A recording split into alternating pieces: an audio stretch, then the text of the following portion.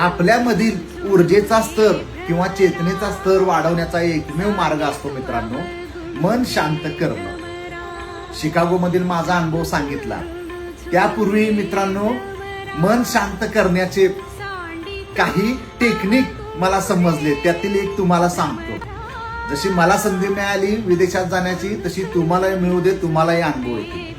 पण जागेमध्ये ऊर्जा असते, वास्तू तथास्तू बोलत असते, असं आपल्याला लहानपणापासून शिकवलेलं आहे. कधी जर राजगडला गेला, एका इतिहासातील पुस्तकामधील वाक्य आहे, खूप लोक राजगडला जातात पण किती शहाणी लोक बाले किल्ल्यावरती जातात, खूप कमी लोक जातात मित्रांनो.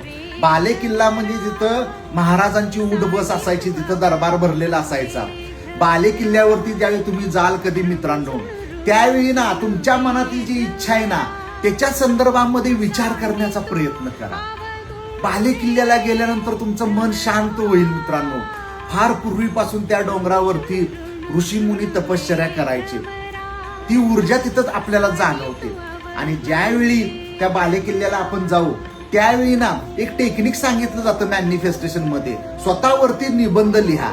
घरात बसून स्वतःवरती सकारात्मक निबंध लिहिण्यापेक्षा मी जर राजगडला गेलो किंवा जे महाराजांचे जे पवित्र गड किल्ले आहेत तिथं गेलो आणि तिथं मी स्वतःवरती जर सकारात्मक निबंध लिहिले, तर माझे ऊर्जेचा स्तर वाढणार नाही का मित्रांनो? माझ्या ऊर्जेचा स्तर वाढणार ना. ज्यावेळी ऊर्जेचा स्तर वाढेल त्यावेळी माझ्या मनामध्ये चांगले विचार निर्माण होतील आणि ते विचार आणि ती ऊर्जा घेऊन मी गडावरून ज्यावेळी खाली उतरेन आणि प्रत्यक्ष जीवनामध्ये कामाला मी सुरुवात करेन, त्यावेळी मला यश मिळणारच मित्रांनो.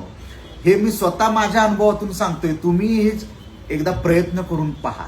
वास्तू तथास्तू बोलत असते, जागेमध्ये ऊर्जा असते.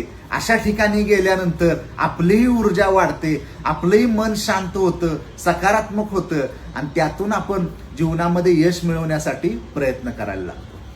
धन्यवाद.